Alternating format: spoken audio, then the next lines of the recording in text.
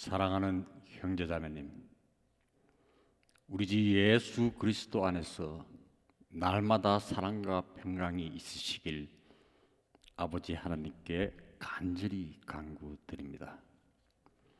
21세기를 살아가는 그리스도인의 삶에서 기도는 선한 양심으로 주님께 고백하는 믿음의 표현이며 신앙의 기초와 근본이 되는 중요한 예수 그리스도의 가르침입니다. 그러나 기도가 무엇이며 기도의 목적이 무엇이고 왜 아버지 하나님께 기도를 드려야 하는지 명확하지 않다면 기도의 본질을 벗어나게 됩니다. 현대 신학에서는 기도를 하나님과의 교제 또는 대화라고 정의하고 있습니다. 그리고 교회를 다니는 대다수의 교인들도 성경 교사나 목회자들의 가르침에 따라 그렇게 믿고 있는 것도 사실입니다. 이것이 과연 성경적 논리일까요? 부분적으로는 기도가 하나님과 대화를 하고 그분과 교제를 나누는 데 쓰이지만 성경적 올바른 기도의 정의는 아닙니다. 성경은 하나님의 말씀이 기록된 거룩한 책입니다. 성경은 말씀이신 예수 그리스도의 증거가 기록된 복음입니다. 하나님은 모든 우주 만물을 창조하신 창조주 하나님이십니다. 하나님은 그분의 형상과 그분의 모습대로 피조물인 아담을 창조하신 여호와 하나님이십니다. 하나님은 전지전능하신 구원자 예수 그리스도이시며 이 세상을 심판하시는 하나님의 어린 양이시며 비례적 신 하나님의 말씀이시고 만왕의 왕이신 예수 그리스도의 본체이십니다. 하나님은 우리의 인간들의 생각과 지식, 철학, 사상을 묻는 것이 아닙니다. 창세기 6장 5절에서 하나님께서 말씀하시길 사람의 사악함이 세상의 창대해짐과 그 마음의 생각의 모든 상상이 계속해서 악할 뿐임을 보셨습니다. 그리고 창세기 8장 21절에서는 이는 사람의 마음의 상상이 어려서부터 악함이라고 말씀하셨습니다. 하나님께서는 이 땅의 모든 사람들이 어릴 때부터 악하며 사람의 사악함이 세상에 창대해진다고 말씀하셨습니다. 그로 인하여 하나님께서는 이 땅 위에 사람을 지으셨음을 후회하셨으며 그 일이 그분의 마음을 비통하게 하였습니다. 성경대로 믿는 참된 그리스도인은 하늘과 땅이 없어지기 전에는 율법의 1.1획도 모든 것이 이루어질 때까지 결코 없어지지 아니하리라는 예수님의 말씀을 믿으며 또한 율법의 한 획이 없어지는 것보다 하늘과 땅이 없어지는 것이 더 쉬우니라 라는 말씀을 가슴 깊이 새겨뒀습니다. 오늘은 그리스도인의 삶과 섬김의 기도란 주제의 일부 시간으로 누가복음 11장 1절과 2절을 통해 예수님께서 그분의 제자들에게 기도하는 법을 가르쳐 주신 말씀을 붙들고 사랑하는 형제 자매님과 함께 은혜의 시간을 갖도록 하겠습니다. 먼저 본문 말씀을 봉독하도록 하겠습니다. 제가 말씀을 봉독하겠습니다. 주여, 요한이 자기 제자들에게 가르쳐 준 것처럼 우리에게도 기도하는 것을 가르쳐 주소서라고 하니 그때 주께서 그들에게 말씀하시기를 너희는 기도할 때에 이렇게 말하라. 하늘에 계신 우리 아버지의 이름이 거룩하게 되시옵고 아버지의 왕국이 임하시오며 아버지의 뜻이 하늘에서와 같이 땅에서도 이루어지이다. 기도하겠습니다. 사랑의 예수님, 오늘도 저희들을 불러 모아주시고 주님 안에서 하나님의 거룩한 말씀을 공부하도록 허락하심에 감사드립니다.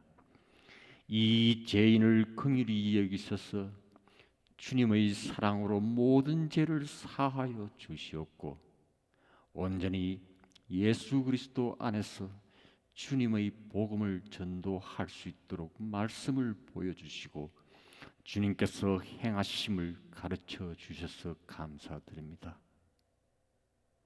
사랑의 예수님, 지금 이 시간 성령님께서 온전히 인도해 주시길 간절히 간구합니다. 이 죄인의 입을 주관하셔서 더러운 육신의 생각과 지식의 논리가 아닌 아버지 하나님의 뜻에 따라 말씀을 전할 수 있도록 성령님께서 저를 붙들어 주시옵소서. 그리하여 말씀을 전하는 자나 말씀을 듣는 자 모두가 성령님께서 온전히 하나님의 말씀을 전하는 대로 듣고 깨달을 수 있도록 인도하여 주시옵소서. 시작과 끝을 온전히 주님께 주관하셔서 많은 은혜와 축복의 시간이 되도록 우리 주 예수 그리스도 안에서 하나님 아버지께 간절히 기도드립니다. 아멘. 성경에서 기도는 명사로 쓰여진 기도가 구약에서 75회 이상, 신약에서 53회 이상, 성경 전체에서 총 130여 회 이상 사용되었습니다. 그리고 동사로 쓰여진 기도는 구약에서 340회 이상, 신약에서 160회 이상, 성경 전체에서 총 500회 이상 사용되었습니다. 구약에서 명사로 쓰여진 기도는 히브리어로 테피라입니다. 테피라의 뜻은 중재, 강구, 그리고 함축적으로 찬송을 뜻합니다. 그리고 동사로 쓰여진 파랄은 중재하다, 탄원하다입니다. 구약에서의 기도는 부디, 제발, 바라건대, 청컨대라는 의미로 사용되어 간청하는 기도, 탄원하는 기도, 중재하는 기도, 하해하는 기도, 개입하는 기도로 사용되었습니다. 신약에서 사용된 헬라어 프로슈케는 명사와 동사가 동일한 단어로 사용되었습니다. 그리고 또 다른 헬라어 데시스는 명사로 사용되었습니다. 헬라어 프로슈케는 기도, 경배, 그리고 함축적으로 경배의 장소를 뜻합니다. 프로슈케는 하나님께 기도하다, 하나님께 간청하다라는 뜻입니다. 본문 1절 말씀을 보면 예수님의 제자들 중 한 사람이 주께 말하기를 주여, 요한이 자기 제자들에게 가르쳐 준 것처럼 우리에게도 기도하는 것을 가르쳐 주소서라고 간청합니다. 이 부분은 신약에서 기도에 관해 중심이 되는 중요한 단락입니다. 참된 그리스도인들은 먼저 기도하는 법을 예수님께 가르쳐 달라고 그분께 간청드리는 것입니다. 침례인 요한이 자기의 제자들에게 가르쳐 준 기도는 이스라엘 백성인 유대인들에게 향한 기도였습니다. 21세기의 은혜 시대를 살아가는 그리스도인은 구원자이신 예수 그리스도께 기도하는 법을 가르쳐 달라고 간절히 그분께 간청해야 합니다. 요한복음 14장 6절에서 예수님께서 말씀하시길 내가 길이요 진리요 생명이라 나로 말미암지 않고는 아버지께로 올 사람이 아무도 없느니라 라고 말씀하십니다. 이 세상 어떤 사람들도 예수님을 통하지 않고는 하나님께 올 수 없습니다. 하나님은 영이심으로 어떤 육체라도 직접적으로 하나님과 대화와 교제를 할 수 없습니다.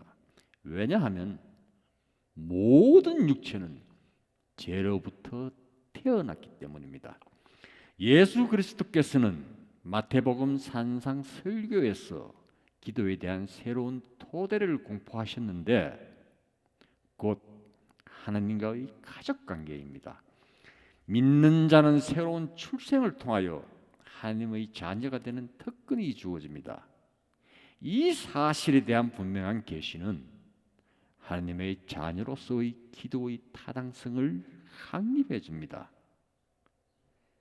사도 바울은 로마서 8장에서 하나님의 영이 너희 안에 거하시면 너희가 육신 안에 있지 아니하고 성령 안에 있나니 이제 누구든지 그리스도의 영이 없으면 그의 사람이 아니니라. 만일 그리스도께서 너희 안에 계시면 몸은 죄로 인하여 죽은 것이나 성령은 의로 인한 생명이니라. 예수를 죽은 자들로부터 살리신 분이 너희 안에 거하시는 그분의 영으로 인하여 너희의 죽을 몸도 살리시리라. 그러므로 형제들아, 우리가 빚진 자들이나 육신에 진 것이 아니니 육신에 따라 살 것이 아니라 너희가 육신을 따라 살면 죽을 것이나 성령을 통하여 몸의 행실을 죽이면 살리라 라고 증거하고 있습니다. 참된 그리스도인은 먼저 예수님의 사람이 되어야 합니다. 예수님의 사람이 되어야만 하나님을 아버지라고 부를 수 있는 자격이 주어지는 것입니다. 사도 바울은 로마서 8장 14절과 15절을 통해 이렇게 말씀을 증거하고 있습니다. 무릇 하나님의 영으로 인도함을 받는 이들은 곧 하나님의 아들들이니라. 너희는 다시 두려워하는 종의 영을 받지 아니하였고 양자되는 영을 받았으므로 그에 따라 우리가 아바 아버지라 부르짖느니라. 죄송하지만 여러분께 질문을 드리겠습니다. 참으로 여러분은 구원의 확신을 갖고 있습니까? 참으로 여러분은 거듭난 새 사람으로 태어나서 영원한 생명을 가졌다고 확신하고 있습니까? 사도 바울이 로마서 8장을 통하여 증거하듯이 여러분이 성령을 통하여 몸의 행실을 죽이지 않고 아직도 육신을 따라 살고 있다면 여러분의 영은 죽은 것입니다. 사도 바울은 로마서 8장 8절에서 육신 안에 있는 자들은 하나님을 기쁘시게 할 수 없느니라고 말하고 있습니다. 육신에 따라 육신 안에 있는 자들은 하나님을 기쁘시게 할 수 없습니다.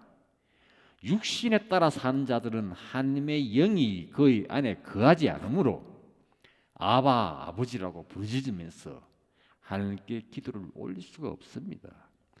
아무리 여러분이 대성통곡하면서 주여 주여 주시옵소서라고 하나님께 기도를 하여도 하나님께서는 여러분의 기도에 응답하시지 않습니다. 여러분께 간절히 간구합니다.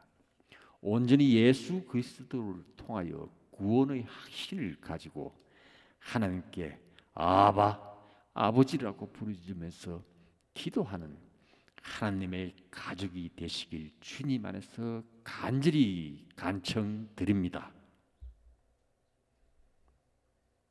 다음 본문 2절 말씀에서 예수님께서 제자들에게 말씀하시기를 너희는 기도할 때 이렇게 말하라.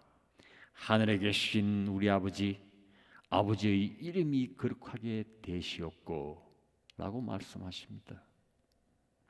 참된 그리스도인의 기도는 사적인 기도보다 공적인 기도에 온 마음과 혼을 다하여 하나님께 기도를 드려야 합니다.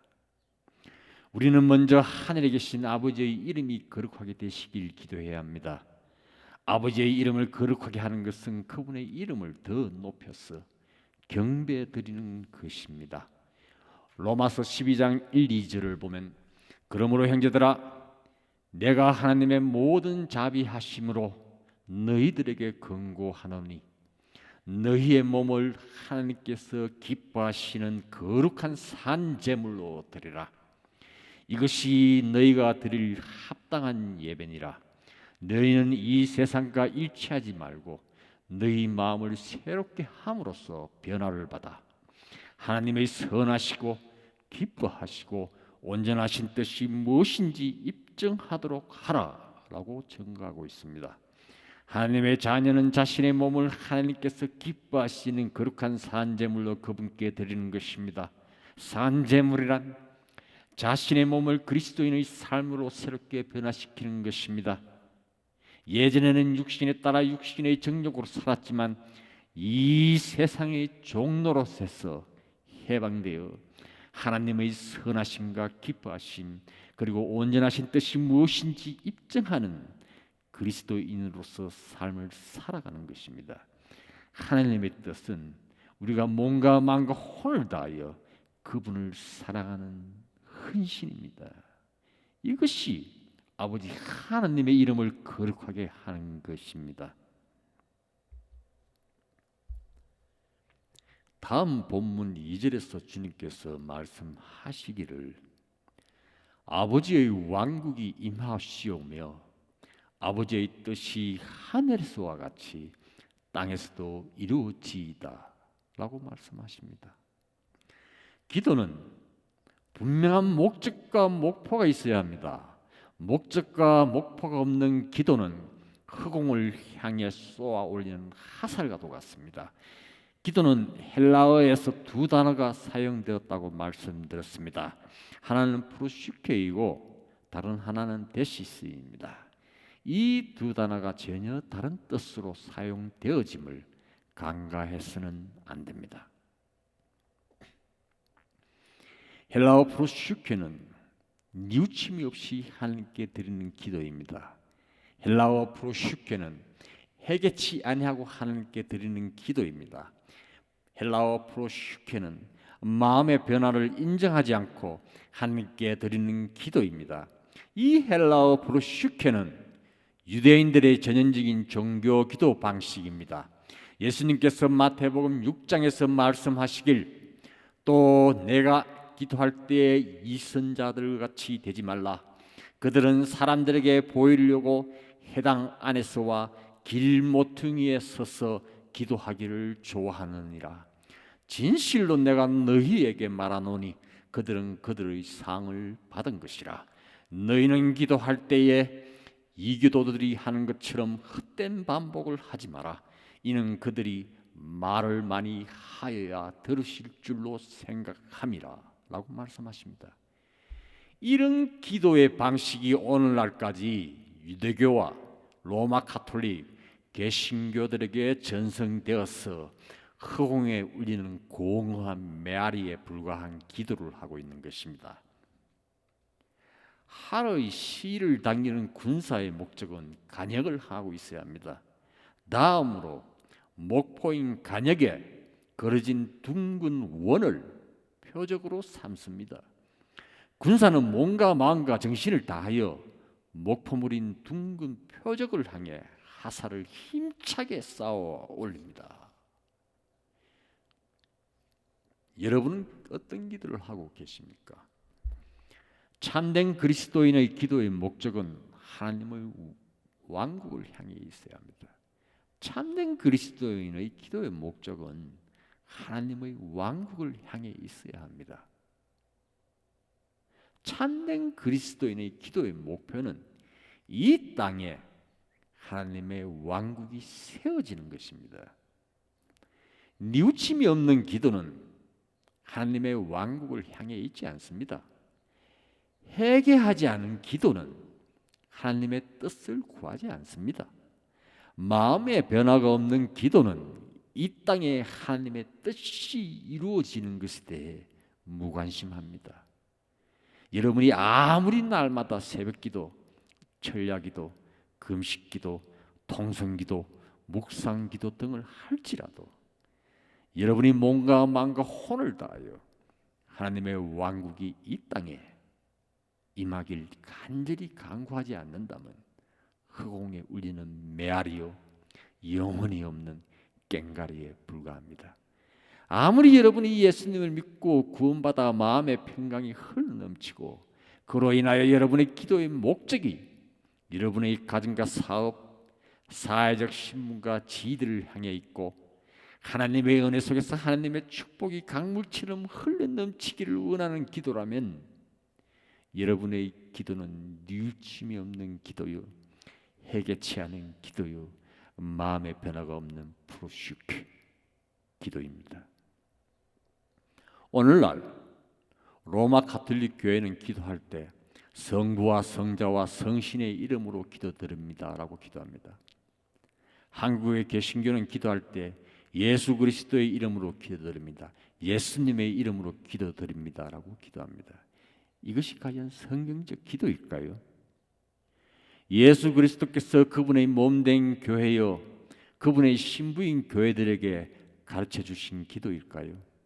특히 우리 한국 문화 풍습은 지역과 연고지, 학력과 학연, 백그라운드 등을 내세웁니다. 그래서 좁은 땅덩어리의 나라인 대한민국은 지역 감정과 지역 싸움, 학력과 학연 등을 내세워 사회적 신분과 지위를 얻으려고 혈안이 되어 있습니다. 네, 황청길 씨 잘합니다. 그 양반 제 고향 선배이시고요. 제 말이라면 끄뻑 죽습니다. 네. 나죽자 씨를 잘 아세요? 나죽자 씨 제 학교 후배입니다. 나랑은 죽고 못 사는 사이입니다. 등을 내세워 그 사람의 이름을 팝니다. 왜 그럴까요? 이유는 간단합니다. 자기를 자랑하고 자기를 나타내고 자기를 내세우고 자기가 원하는 것을 얻기 위해서 자기의 배경을 내세우며 목적을 달성하기 위해서 다른 사람의 이름을 파는 것입니다.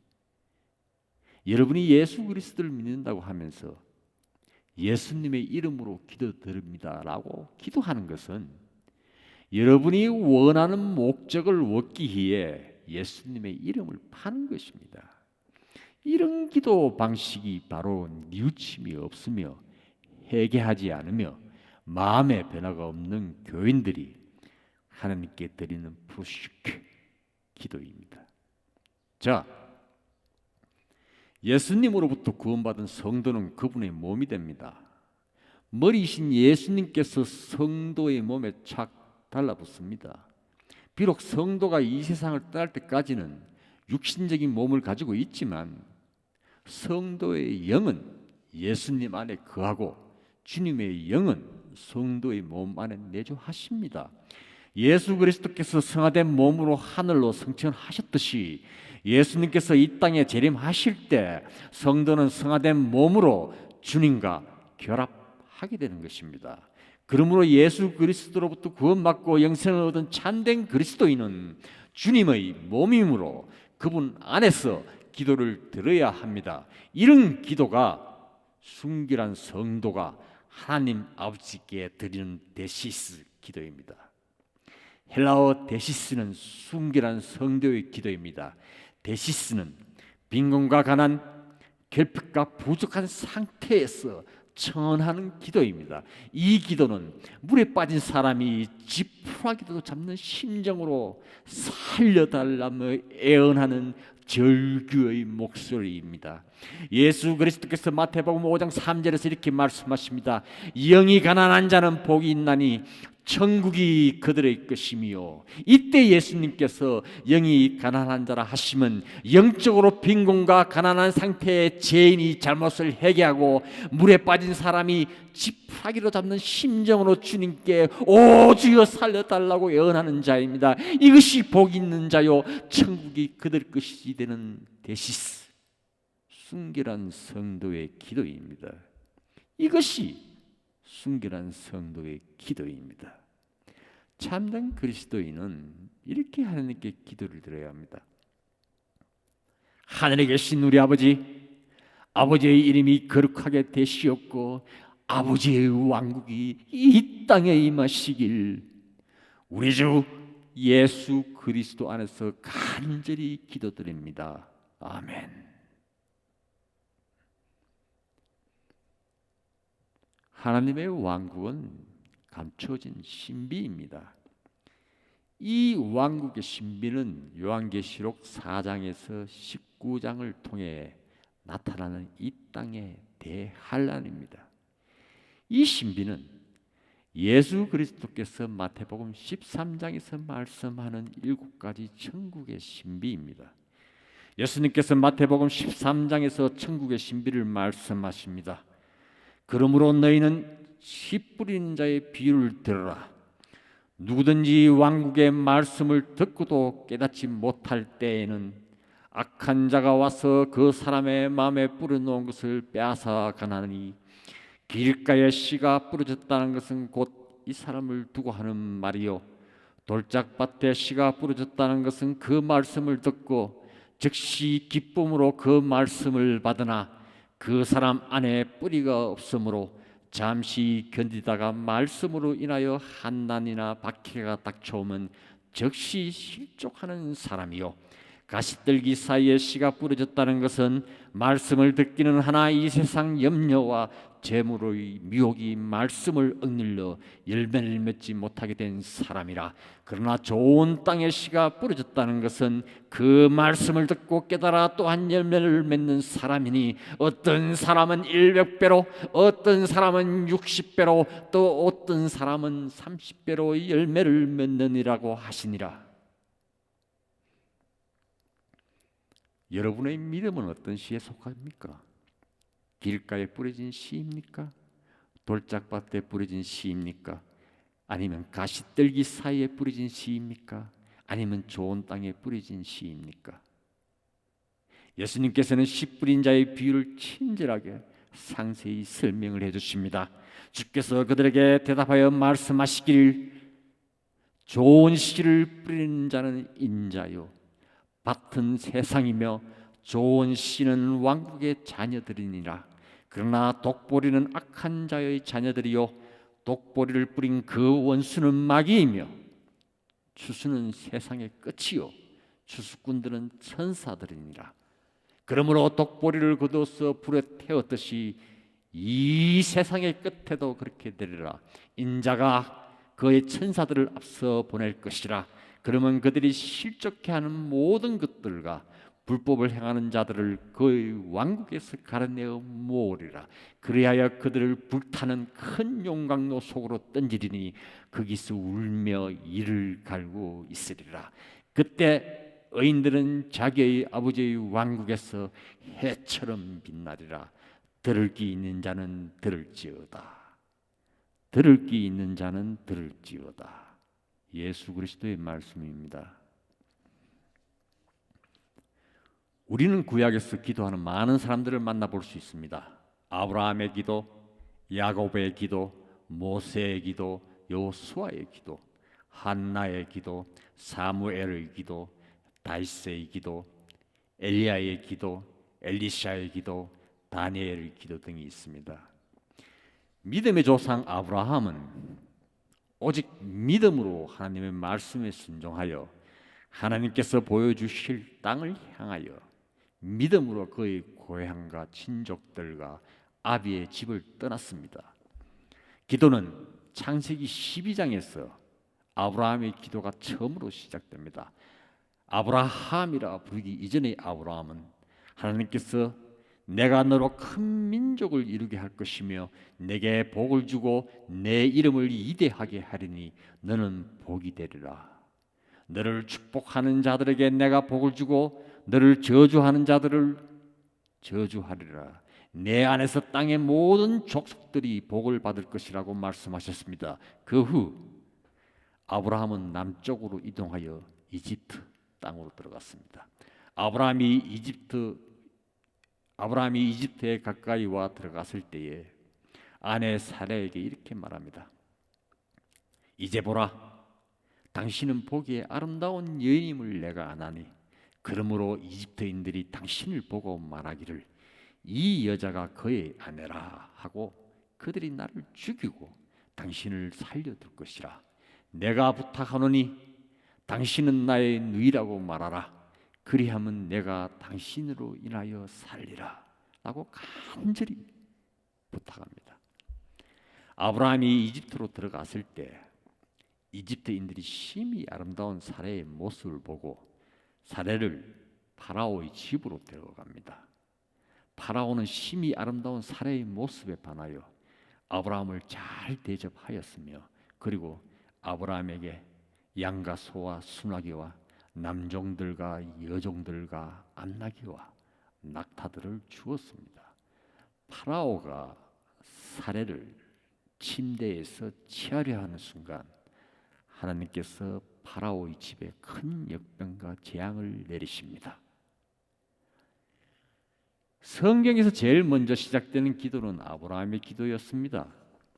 하나님께서 아브라함을 선택하시고 내가 너로 큰 민족을 이루게 할 것이며 내게 복을 주고 내 이름을 위대하게 할 것이라는 말씀에 따라 아브라함은 믿음으로 고향과 친족 그리고 아비의 집을 떠나 하나님께서 보여줄 땅을 향하여 떠났습니다.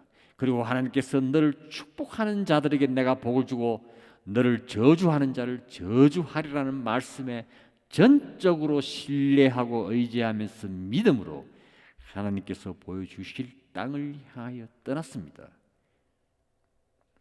우리는 어떤 믿음으로 이 세상을 살아가고 있습니까? 여러분은 지금 우리가 살고 있는 이 땅이 하나님께서 보여주시는 땅이라고 생각하십니까? 하나님께서 이 땅을 축복하셨고 그리스도인의 삶으로서 축복받고 행복을 누리면서 살아가는 약속의 땅이라고 생각하십니까? 정말 그렇게 믿고 있습니까? 아브라함이 향한 곳은 기근이 심한 이집트 땅이었습니다. 가뭄과 배고픔, 기아와 굶주림의 땅이 메말라 있는 이집트였습니다. 여기서 말하는 기근이란 단어는 히브리어 라하브입니다. 히브리어 라하브의 뜻은 간통, 간음, 매춘으로 타락한 상태, 즉 우상 숭배로 가득 찬 상태의 의미가 함축된 기근을 말합니다. 21세기를 살아가는 오늘날 돈과 권력과 능력만 있으면 온갖 화려한 생활을 하면서 파라오의 대저택, 남종과 여종들을 거느리며 귀족과도 같은 생활을 누리면서 살 수 있습니다. 이제는 여성들이 통치자가 되는 세상으로 변하였고 이 세상의 남자들이 심히 아름다운 여자들에게 반하여 여자들을 여왕처럼 떠받드는 세상으로 변해버렸습니다. 아브라함이 이집트 땅에 가까이 왔을 때 사라의 아름다움에 반한 이집트인들이 자기를 죽일 것이라는 것을 알고 사라에게 아내의 신분에서 누이의 신분으로 바꿔 말해줄 것을 간곡히 기도합니다. 창세기 12장에서 사라의 아름다움은 히브리어로 야페입니다. 야페는 히브리어 보샤에서 파생된 단어로서 악취가 나는 잡초, 즉 독보리의 의미가 함축된 뜻으로 사용되어 매력적이다, 아름답다라고 표현합니다. 창세기 12장에서 사라의 모습이 심히 아름답다라는 것은 심히 악취를 풍기는 잡초, 독보리를 뜻합니다. 기근이 든 이집트의 사람들이 사라의 아름다움에 반하였다는 것은 창세기 20장 11절에서 아브라함이 이렇게 말합니다. 참으로 이곳에는 하나님의 두려움이 없기에 내 아내로 인하여 그들이 나를 죽일 것이라고 생각했습니다. 기근이 있는 이집트의 땅은 우상 숭배로 가득 차서 하나님을 두려워하지 않는 악한 세상이요, 아브라함이 내 아내로 인하여 이집트인들이 나를 죽일 것이라고 할 때의 아내는 엄란한 여자, 엄란한 아내의 의미로 사용된 히브리어 이샤입니다. 아브라함의 아내인 사레는 타락과 우상 숭배로 가득 찬 이집트 안으로 들어서는 순간 그녀의 두 눈이 밝아졌던 것입니다. 사레의 두 눈이 밝아졌다는 뜻은 이집트인들이 자기를 바라보는 시선에 도취되어 아름다움을 한껏 자랑하는 것입니다. 사례는 아브라함의 아내임을 망각하고 엄란한 눈빛으로 이집트인들에게 추파를 던진 것입니다. 자, 우리는 예수 그리스도께서 마태복음 13장 36절에서 43절을 통해 천국의 신비를 말씀하신 것을 주목할 필요가 있습니다. 이집트는 밭으로 비유된 우상 숭배에 가득 찬 이 세상이요, 이집트의 기근은 독보리를 뿌린 마귀들의 모양이요, 사라의 아름다움은 하나님의 말씀을 들어와지 않는 악한 자의 자녀인 독보리의 모양입니다. 아브라함의 아내로서 사례는 하나님의 백성인 이스라엘이 이 세상과 간음하는 모형이요, 아브라함의 누이로서 사례는 예수 그리스도의 신부인 교회의 모형입니다. 아브라함은 고귀한 아버지, 높음의 아버지, 선물의 아버지, 평화의 아버지이신 여호와의 하나님의 모형이며, 아브라함은 민족의 아버지, 참 포도나무 가지에 열매를 맺게 하시는 주이신 우리 주 예수 그리스도의 모형입니다. 지금 미국은 합법적으로 동성애자들 결혼을 허용했습니다. 친아버지와 친딸이 결혼하려고 하고 엄마와 아들이 성관계를 맺는 세상으로 타락했습니다. 부모가 자식을 고발하고 죽이며 자식이 부모를 고발하고 죽이는 세상으로 타락했습니다. 이제 인간은 스마트폰에 길들여져 가고 있습니다. 가공할 만한 인터넷 발달로 인하여 SNS를 통해 말과 글로서 사람들을 타락시키고 모함하며 죽이고 있습니다. 성경은 이런 악한 세상을 마지막 때라고 합니다. 지금 은혜 시대인 이 세상의 모든 교회들이 요한계시록 1, 2, 3장에서 나타나는 7교회의 유행에 따라 타락한 상태입니다. 지금 이 세상은 요한계시록 4장을 향하여 썩은 냄새가 진동하는 부패된 사회와 법제도로 치닫고 있습니다. 여러분께서 이 세상이 하나님께서 축복한 땅이라고 믿고 이 세상의 제도에 따라 행복한 삶을 누리고 있다고 생각하시고 누릴 수 있다고 생각한다면 어쩌면 여러분은 사라의 아름다움에 취해서 살아가는 독보리인 악한 자의 자녀일 수 있습니다. 정말 여러분이 참된 그리스도인이라고 믿음으로 확신한다면 아버지의 왕국에서 해처럼 빛나기 위해서 이렇게 기도해야 합니다. 하늘에 계신 우리 아버지의 이름이 거룩하게 되시옵고 아버지의 왕국이 임하시오며 아버지의 뜻이 하늘에서와 같이 땅에서도 이루어지길 우리 주 예수 그리스도 안에서 간절히 기도드립니다. 아멘. 이제 말씀을 끝맺겠습니다. 사랑하는 형제자매님, 성경을 상고하십시오. 여러분이 영생이 있다고 생각하시면 성경에서 그 영생을 찾으십시오. 지금 여러분이 다니시는 교회가 구원해 주는 것이 아닙니다. 교회는 죄인들을 불러 모으는 회중의 모임입니다.